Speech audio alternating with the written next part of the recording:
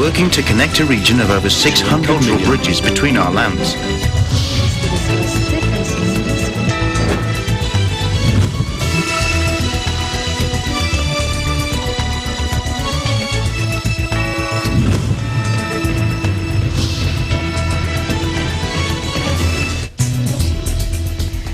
Hello, Alma Angeles. We're moving to the next stage of the pandemic, and as the world resets to the new normal, we find ourselves seeking the right balance between health and livelihood, constantly adjusting the boundaries between liberty and responsibility. Welcome to ASEAN in Focus. First, for the first time in 20 years, Da Nang has forecasted a negative economic growth. Eliana Faith Sebastian joins us live from Vietnam. Hello, Eliana. Hi, Alma. Good to see you. How are you? I'm good, Alma. Good to see you too. Okay, so here's the latest. Yes, here's the latest update here in Da Nang. Da Nang sees negative economic growth for the first time in over 20 years. Due to the coronavirus pandemic, the central city of Da Nang saw its GRDP for the first half of the year contract by 3.61% from the same period in 2019. The first time since the city became a centrally run locality in 1997. Data of the City Statistics Office showed Da Nang's GRDP in the review period totaled over 51 trillion Vietnam dong, equivalent to 2.19 billion US dollars at current exchange rate, down to 917.6 billion Vietnam dong year on year as a consequence of the impact of the COVID-19 pandemic. As such, the city was ranked 16th out of the country's 63 localities in terms of the economy's size, down one place from 15th position during 2016 to 2019. Da Nang is among 12 provinces and cities with negative growth in the first half of the year and one of the 5 localities with the lowest growth rate in the country. Chan Van Vu, head of the City Statistics Office, noted some positive signs such as good disbursement of public investment and foreign investment. The city has also successfully stopped the spread of the COVID-19 pandemic and implemented social security policies. According to him, at the direction of the Municipal People's Committee, the Statistics Office, in coordination with relevant departments, sectors, and research institutes, has come up with 3 economic development scenarios for the second half of the year. In the worst scenario, the city will see negative growth for the whole of 2020, while the best scenario predicts a growth of 2 to 3%, provided all sectors make concerted efforts. The statistics official added the restoration of business and production depends on the pandemic situation in countries which are big trade partners of Vietnam. Back to you, Alma. All right. Thank you very much, Eliana, for your report there in Vietnam. Stay safe, stay healthy. Thank you so much, Alma. Stay safe too. This is Eliana Sebastian reporting live from Da Nang, Vietnam, and we live an interesting time. All right, to Bangkok now. A top virologist is asking recovered COVID-19 patients to donate more plasma. Joining us live from Bangkok is Gila Pablo. Hello, Gila. Yes, hello, Alma. Good afternoon, and good afternoon to all the viewers. So, doctor seeks plasma from ex-patients. One of Thailand's top virologists, Dr. Yong Puwarawan, is asking recovered COVID-19 patients to donate more plasma in anticipation of a feared second wave of novel coronavirus pandemic or infections. Dr. Yong led Chulalongkorn University's research team in testing the efficacy of blood plasma treatments for the most severe COVID-19 cases. Thai doctors had previously used plasma retrieved from recovered patients in conjunction with other treatments, of course, to stimulate patients' immune response. The efficacy of currently available medicines to treat the virus is not fully guaranteed, he said, and referring to 2 antiviral medications which are increasingly being prescribed to treat COVID-19 across the globe. Researchers around the world are racing to develop a vaccine for the novel coronavirus with the hope of clearing one for mass production sometime next year. In the absence of an approved treatment, many medical experts have turned to the use of plasma from recovered patients to treat COVID-19 patients. Since Dr. Yong's team began collecting plasma in April, with the help of the Bangkok Metropolitan Administration and the Thai Red Cross Society, 300 recovered patients have donated their plasma. Donors will be tested for the virus 14 days prior to donating. They must also be between 70 to 60 years old and weigh over 50 kilograms. In addition to that, Alma, Thailand has Asia's gloomiest economic forecast as tourism and exports hit hard by coronavirus. According to South China Morning Post, Thailand has been cited as a success story in containing the coronavirus outbreak, of course, having gone more than 40 days without any local transmission of COVID-19. Yet, its economic outlook is the darkest in Asia. Gross domestic product is forecast to contract 8.1% this year, and according to the Bank of Thailand, that's worse than official forecast for any of the main economies across Asia, and would be Thailand's biggest GDP decline ever, surpassing even its plunge during the Asian financial crisis during 2 decades ago. Economists and industry insiders predict a slow rebound for Thailand's all-import tourism sector as one of the world's top travel spots slowly opens its borders after more than 3 months of virus-induced lockdown. That's according to Voice of America News.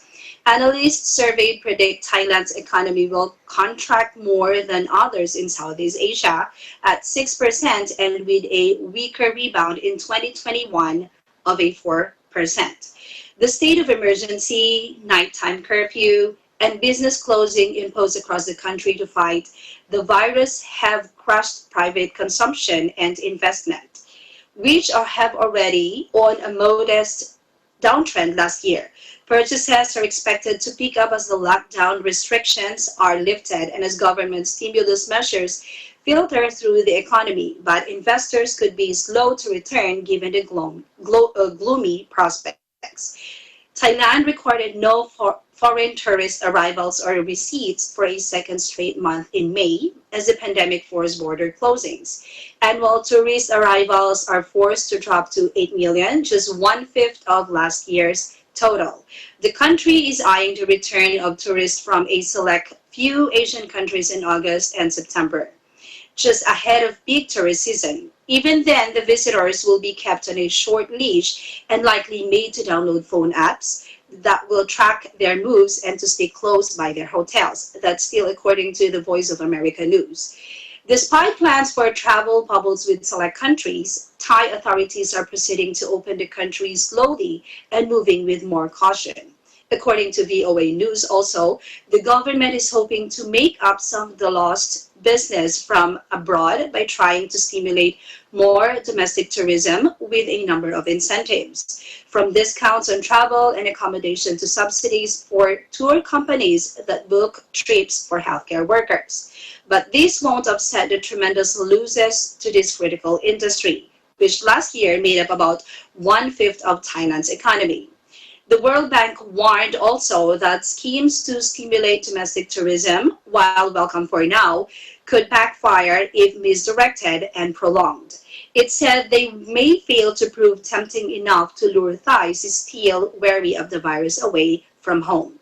It will also take time to get the tourist sector humming again. World Bank economist Arvind Nair said the economy will need at least 2 years to recover, owing substantially to the gradual normalization of tourism over the course of 2021. Much like the World Bank, Boomkerd is not expecting numbers to return to normal for another 2 to 3 years. At first glance, Thai exports appear to have held up relatively well this year, contracting for only 2 of the first 5 months of 2020. The Thai baht has gained almost 6% against the US dollar in the past 3 months, the second best performer in Asia. Despite the Bank of Thailand's 3 interest rate cuts this year, which have brought the benchmark rate to a record low of 0.5%, the country's success in containing the pandemic has kept the current currency strong. The central bank has showed concern about the baht's strength, which hampers exports and will complicate the economic recovery. Officials have warned they're considering additional steps to tame baht if needed. Back to you, Alma. All right, thank you very much for your reports there in Thailand. Stay safe and stay healthy. Same to you, Alma. Once again, this is Gita Pablo reporting live from Bangkok, Thailand. We live in interesting times. To Cambodia now, where authorities are warning against illegal clearing of mangrove forests. Joining us live from Cambodia is Princess Kalamanan. Hello, Princess. Hi, Alma. Good afternoon. Good afternoon. So here are the latest updates in Phnom Penh, Cambodia. Pre-ASEAN provincial authorities have warned of legal action without exemption against people who illegally clear and destroy mangrove forests in land grabs. The warning was made by Provincial Governor Kok Jamroon during a campaign to plant 2,000 mangrove trees in Champu Kamal village, Talta Chang commune in Prainop district. Mr. Jamroon said mangrove forests are important and provide habitat for people and animals, contribute to preventing soil erosion, help in flood protection, act as buffers against storms, and are potential tourism sites that can increase people's incomes. However, he said that he had observed in the past that some people had cut down mangroves in order to grab land. Any person who destroys mangroves will be punished according to the law. The law on fisheries clearly states that the cutter or logger and the person who orders people to cut down the trees are considered perpetrators. Cutting down, clearing, encroaching, occupying, or putting fences around mangrove trees are crimes which are punishable by jail terms of from 3 to 5 years and also fines, Mr. Jamroon said. He appealed to the people to stop cutting down mangrove trees and ordered local authorities and officials to strictly enforce the law without exemption, because mangroves are national property that should not be destroyed by a handful of perpetrators for their own benefit. The destruction of mangroves is the destruction of the whole nation's interest. So we cannot continue to allow the destruction of our mangroves. Anyone who destroys them will be punished, Mr. Jamroon added. 2,000 mangroves was carried out on more than 2 hectares to protect the mangrove forest for the livelihood and well-being of the local community. Back to you, Alma. All right, thank you very much, Princess, for your environment news. Stay safe and stay healthy. Thank you so much, Alma. So this is Princess Kalamanan, live reporting from Phnom Penh, Cambodia. We live in interesting.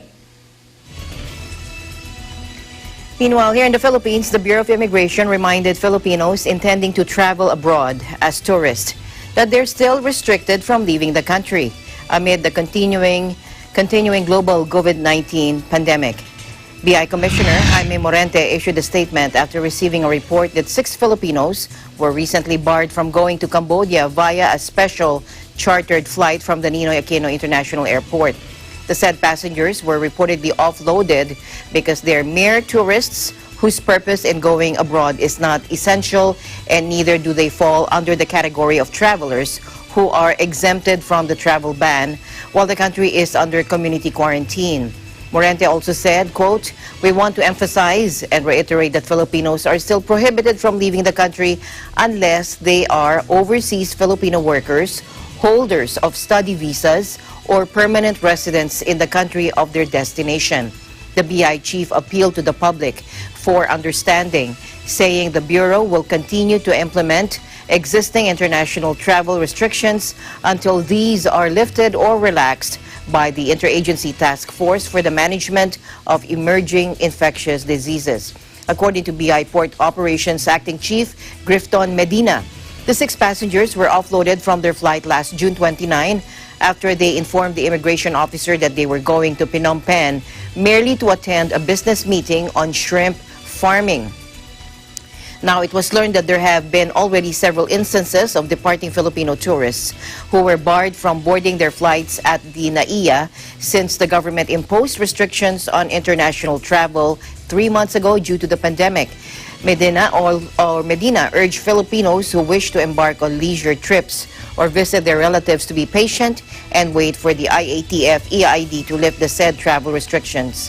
He added, quote, "These travel restrictions are only temporary," and, quote, "We should always bear in mind that the government implemented these measures to protect our countrymen against this deadly coronavirus. And thousands of the iconic minibuses known in the Philippines as jeepneys have been allowed back on the roads more than 3 months after they were forced to stop running due to the pandemic. Take a look.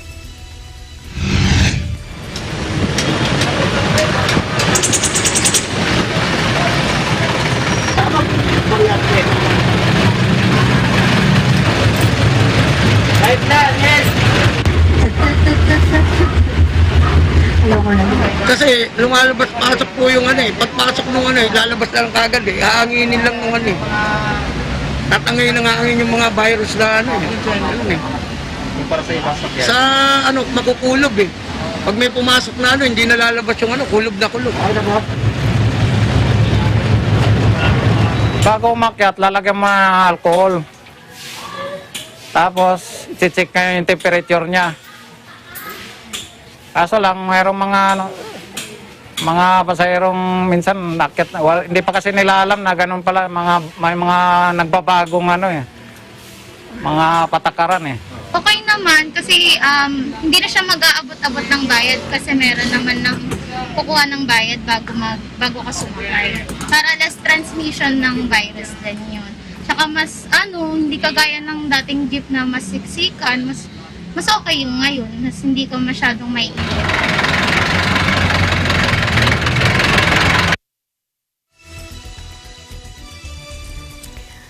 A 6.6 magnitude earthquake struck off the coast of Indonesia's Java Island early Tuesday, according to the United States Geological Survey. The strong quake hit at a depth of more than 500 kilometers, according to the USGS, adding that there was a low likelihood of casualties and damage. The quake struck 100 kilometers off the city of Batang around sunrise, 22:54 GMT on Monday. The Southeast Asian archipelago experiences frequent seismic and volcanic activity due to its position on the Pacific Ring of Fire, where tectonic plates collide. In 2018, a 7.5 magnitude quake and subsequent tsunami on Sulawesi Island left more than 4,300 people dead or missing. A devastating 9.1 magnitude quake struck off the coast of Sumatra in 2004, triggering a tsunami that killed 220,000 throughout the region, including around 170,000 in Indonesia. ASEAN in Focus will be right back.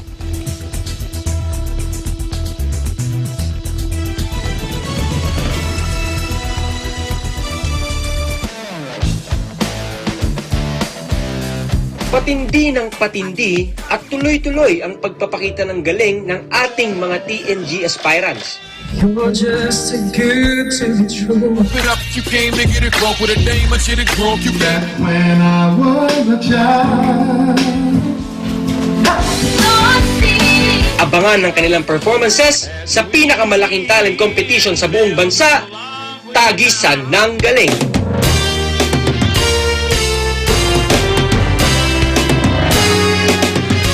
Tagisan ng Galing is presented by SMC Infrastructure, building a better world. Sandig sugar-free white coffee, puno ng white coffee taste without the sugar, kaya lower calories. Try mo na Sandig sugar-free white coffee. Sarap ng white coffee, now sugar-free. Vet-approved Nutrichops, the only premium dog food with active boost for optimum energy and prebiotics that help strengthen immunity. Just like Catherine Bernardo, gawing listo, ganado ang fur babies niyo. Listo ganado sa Nutrichops. Magnolia Chicken Templados, delicious, ready to cook and freshly marinated daily. Pure Foods Lunch and Meat, pure sarap for every family. Star Chunky Cheese Corned Beef, ang cheesy ng corned beef mo. Walang duda, kids can tell na #1 ang Pure Foods Tender Juicy. Ang tender, ang juicy, ang sarap. Co-presented by Cooper, expert in air conditioning and electromechanical. Also engaged in structural, electrical, fire protection, plumbing, and sanitary services. Cooper, your ultimate NEPS and air conditioning solutions. Unlad Incorporated International, fight against global poverty. New San Jose Builders Incorporated. Canrib Corporation, your ventilation and air conditioning specialist. Vita Herbs Philippines Green Coffee, masarap, mabango, at healthy pa. Puerto Rico Resort and Convention Center, Cabiao, Nueva Ecija. I love Puerto Rico. In participation with Rain or Shine Elastomeric Waterproofing Paint, Matimco, Our Square Variables Incorporated, Compizel Enterprises, Saisho International Trading Corporation, Dian Steel, IMAC UPB Roof Corporation. Hey, Gretchen Ho here, and I'm a white coffee lover. Creamy kasi, and very yummy. Pero mas masarap kung hindi nakaka-guilty. Check my new discovery, San-Made Sugar-Free White Coffee. Puno ng white coffee taste without the sugar, kaya lower calories. Try mo na! San-Made Sugar-Free White Coffee. Sarap ng white coffee, now sugar-free.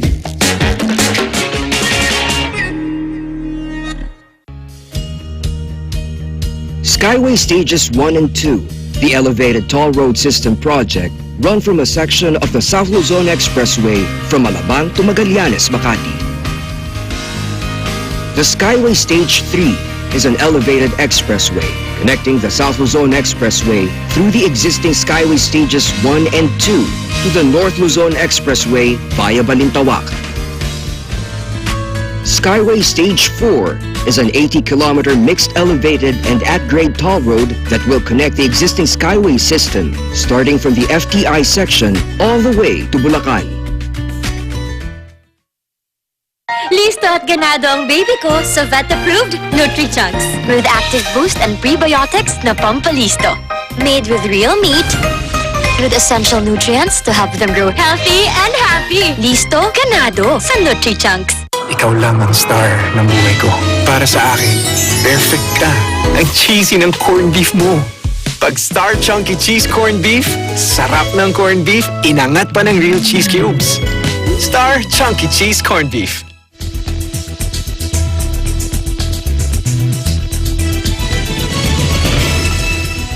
Welcome back. Bangko Sentral ng Pilipinas Governor Benjamin Diokno said the country's latest economic downturn is inevitable due to the pandemic.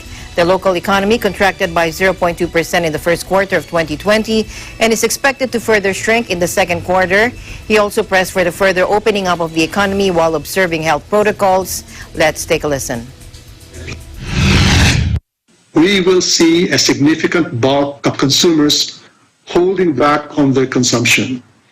With household consumption and balance sheets of firms adversely affected, alongside greater precautionary behavior amid continued uncertainty and fear of contagion, this will further dent consumption and investment and ultimately economic growth. However, we need to carefully balance the objective of restarting the economy as soon as possible, while at the same time ensuring that minimum health standards remain in place to prevent subsequent waves of infection from occurring. Next slide, please. For its part, the BSP is prepared to use the full range of its monetary instruments and to deploy monetary policy and regulatory relief measures as needed in fulfillment of its price and financial stability objectives. Thus far, the inflation outlook remains benign from 2020 to 2022. For the next 3 years, inflation would be within the 2 to 4% target band. Next slide, please. We note that while the responses of individual governments around the world have been primarily responsible for addressing the pandemic, we're also aware how this challenging period needs international cooperation. In this regard, we have seen the international community step up by helping their member and non-member economies cope with the economic impact. Next slide, please. Summing up, the Philippine macroeconomic fundamentals were strong going into the pandemic with higher monetary and fiscal space compared to other countries. The BSP did its part by proactively easing monetary policy and launching several liquidity-enhancing measures, complementing fiscal response from the national government to address weaknesses of aggregate demand and mitigate further economic contraction. There is a need for substantial targeted economic policies, with fiscal policy at the front line and the monetary policy playing a supporting role. Going forward, the BSP will remain data-driven in crafting monetary policy as it considers the range of tools and policy measures available that may be required to combat the crisis. The growth target has been changed by the Interagency Development Budget Coordination Committee to a contraction of between 2% to 3.4% as a result of the pandemic. This after GDP contracted by 0.2% in the first 3 months of the year, the first negative growth after the last quarter of 1998, ending the expansion in the last 84 quarters. Mr. Jokno said second quarter growth will be a deeper contraction, but said that macroeconomic fundamentals remain strong and economic policies to address the impact of the pandemic are targeted. Meanwhile, Indonesia's Lion Air Group is slashing 2,600 jobs as the coronavirus pandemic hammers Southeast Asia's biggest carrier, according to a company spokesman. The layoffs, about 9% of the airline's 29,000 employees, would mainly affect contract workers, according to them. The job cuts have come after Lion earlier reduced management and staff salaries. Lion Air spokesman Danang Mandala Piantoro said, quote, "The tough decision is taken as a strategy to maintain business continuity, streamline the company's operations, and to reduce expenses and restructure the organization. Laid-off employees would be prioritized for rehiring if conditions improve." Lion, which operates several brands, including Wings Air and Batik Air, is operating at between 10 and 15% of its 1,400 to 1,600 daily flights before the pandemic, according to the company data. In April, Indonesia said it was banning all air and sea travel to halt the spread of COVID-19. It later relaxed those restrictions, but Indonesia's carriers have been hit as the outbreak hammers the global aviation industry. Indonesia's flight sector is on track for a 49% passenger plunge and $8.2 billion drop-off in revenue this year compared with 2019, the International Air Transport Association has estimated. The United States is seeking to seize another $96 million in assets allegedly linked to Malaysia's 1MDB corruption scandal, including Claude Monet and Andy Warhol paintings, according to officials. The latest items include artworks Vethul Soleil by French Impressionist Master Monet and colored Campbell's Soup 1965 by pop artist Warhol, according to court documents released by the DOJ. They also include a drawing by American artist Jean-Michel Basquiat, as well as a high-end real estate in Paris, according to officials. The U.S. has so far returned or helped Malaysia recover more than $1 billion in funds and assets lost in the scam. More than $4.5 billion, originally meant to fund state investments, was looted from 1MDB between 2009 and 2015, according to U.S. investigators. A young Malaysian businessman, Lau Taik Jo, allegedly played a central role in the fraud and used much of the money to buy luxurious homes and art and invest in Hollywood movies. In October, he struck a settlement with U.S. officials to forfeit assets worth $700 million, including a Beverly Hills hotel and a private jet, as part of efforts to claw back stolen cash. Malaysia's ex-Prime Minister Najib Razak lost power at 2018 elections in large part due to his alleged involvement in the scandal and is now on trial. He denies wrongdoing.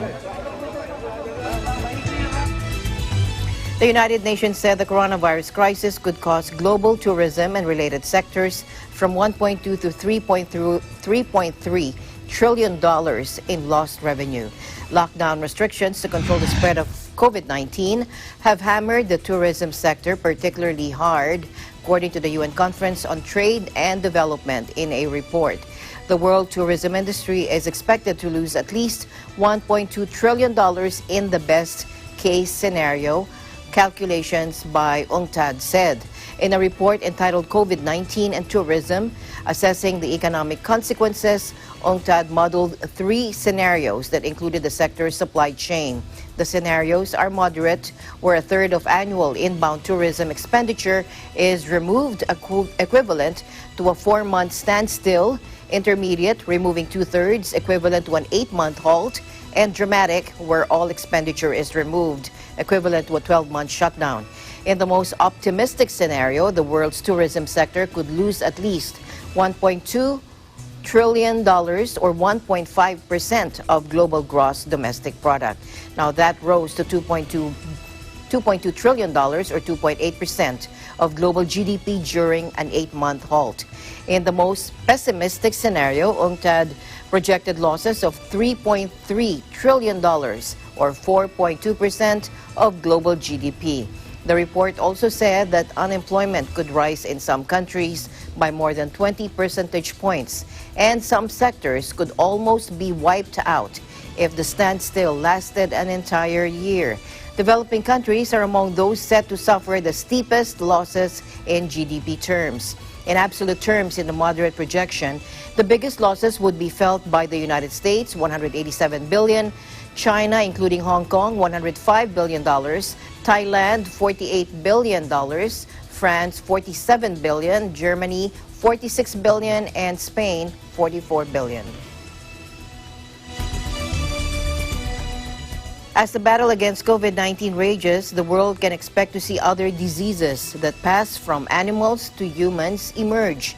That is according to a new UN report launched on Monday, which maintains that there is still time to head off potential zoonotic pandemics. Take a look. We were warned that the current pandemic was not a matter of if, but when. And it's a human failing that we predict, but we do not prepare. So now we must become more proactive to avoid another pandemic, and we must address zoonotic diseases. This means recognizing the inextricably linked human health, animal health, and planetary health, that these 3 cannot be separated. COVID-19 is, as we all know, one of the worst zoonotic diseases in terms of its rapidity with which it spreads.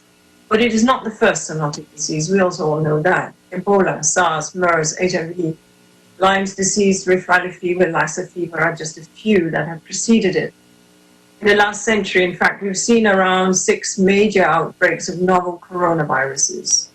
And 60% of known infectious diseases and 75% of new emerging infectious diseases are zoonotic in nature, i.e. they are derived from the animal world. Key thing to understand about diseases like COVID-19 is that they do not emerge out of nowhere. They are not unpredictable events like earthquakes or asteroid hits. Instead, they are predictable consequences of the ever-intensifying interactions among humans, animals, and the natural world. The bad news is that these interactions are increasing for many reasons: population growth, income growth, greater urbanization, and spreading human encroachment on the natural world.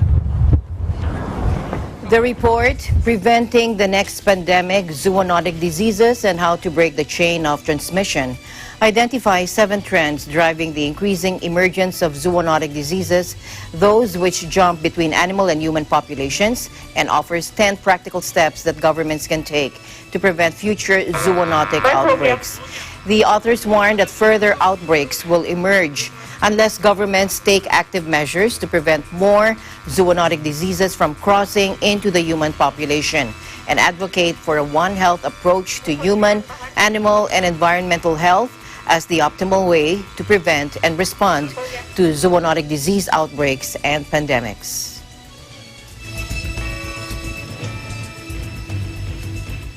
ASEAN in Focus, we'll be right back.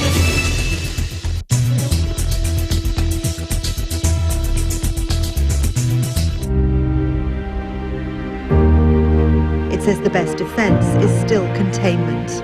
We are in uncharted territory. I level you 450. If I want to 100%. Transaction eh.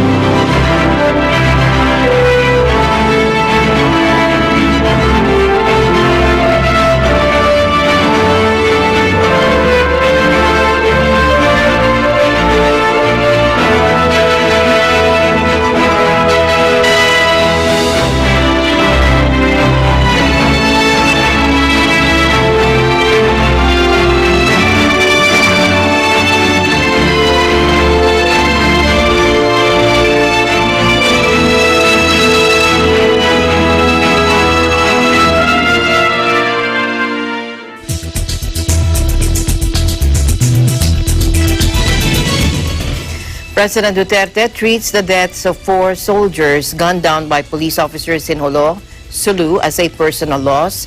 That is according to Malacanang. Presidential spokesperson Harry Roque made this remark after observers noticed that President Duterte looked low-spirited, even sickly during his speech at the Edwin Andrews Air Base in Zamboanga City last Friday, where he appealed to soldiers to stay calm and discourage them from taking revenge against the police for the killing of 4 of their comrades. President Duterte's Zamboanga City visit was the first time he met with government troops since the country was hit by the COVID-19 pandemic. Let's listen in. Sa kalusugan, matamlay po talaga siya dahil talagang kusang malungkot. Doon ko lang po nakita na talagang napakalungkot ng ating presidente. Para siyang ama na namatayan ng mga anak, no, dahil nag-away-away. Talagang emotional po siya. At some point, nagka-crack po yung kanyang voice. At doon ko lang po nakita na talagang he took it very personal itong nangyari po sa Jolo. At kaya nga po nangako rin siya na bibigyan po ng katarungan. Yan po ang kanyang hiling sa lahat po na involved sa ating kasundaluhan, sa ating mga kapulisan. Hayaan muna natin mag-imbestiga ang NBI dahil siya ho mismo ang naging parang pinaka-apektado bukod pa po sa mga pamilya na namatayan. He compared President Duterte's feeling as he heard to that of a father grieving the loss of his own child, noting that his voice was cracking while delivering the speech. Meanwhile, he also appealed to wait for the results of the investigation of the NBI into the alleged misencounter between members of the Philippine National Police and the Armed Forces of the Philippines in Jolo, Sulu. Dozens of bodies are burned in a mass grave after Myanmar's worst landslide in living memory killed at least 174 jade miners in northern Kachin State. Take a look.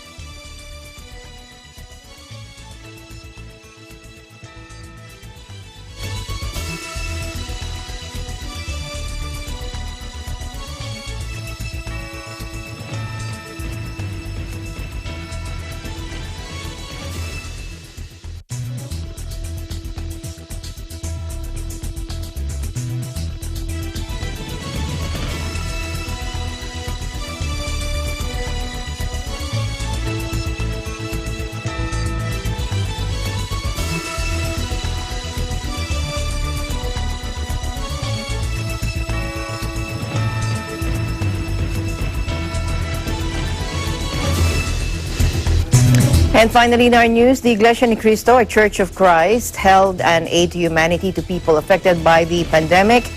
Faye Barte reports from Bangkok, Thailand. With the leadership, the Felix Y. Manala Foundation, or the FYM Foundation here in Thailand, has launched an aid to humanity to Thai nationals in different parts of Metro Bangkok. We are here in Rangsit to witness this activity and where FYM Foundation is located at. Our correspondents in different parts of Bangkok has their story. With the leadership of Supervising Minister Brother Willen Regalado, together with some church officers in Bangkok, went house to house as they personally give grocery items to their neighborhood. ทุกครั้งที่แจกคุณจะประกาศครับขอบคุณมากครับคุณตายายครับขอบคุณครับ I am here in Bangkapi, where members of Iglesia ni Cristo are in full support of this aid to humanity for the Thai nationals. They spent their long weekend in preparing for this activity. Sathorn is known as the commercial district with skyscrapers and offices.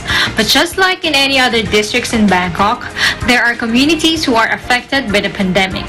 And so members of Iglesia ni Cristo in this area reached out to those who are in need, especially the elderlies. Members of Iglesia ni Cristo in Bangna are gathered in Mania village to hand out goodie bags to Thai nationals serving the village. 12 Thai nationals received goodie bags with dry goods and non-perishable items. They received it with smiles and thanks to the Filipino community in the said village. I would like to say many thanks to our dearest executive minister, our brother Eduardo V. Manalo, for taking good care of the Thai nationality by the activities of aid to humanity through Felix Y. Manalo Foundation. Thank you for help to those who are in need, especially in times of this pandemic disease of COVID-19. We would like to express our deepest gratitude for this kind of activities for helping all the Thai citizens. Thank you so much. The Iglesia ni Cristo with the Felix Y. Manalo Foundation and through the leadership of our beloved Executive Minister, Brother Eduardo V. Manalo, has been conducting this Aid to Humanity program, not only here in Thailand, but also in various parts of the world. This is in obedience with the commandment of God to love our fellow men. People who were given a food parcel are so thankful because what they have received will help them a lot, especially during these times when many people are suffering from economic hardship due to the current pandemic.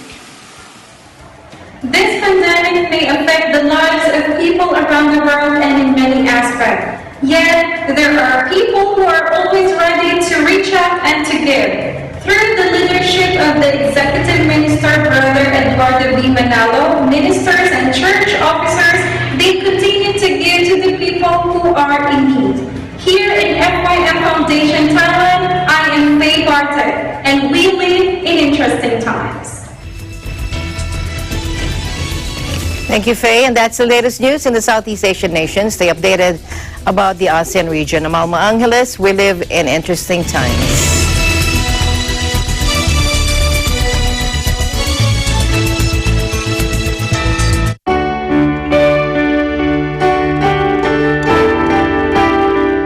Huwag tayong mag-alala.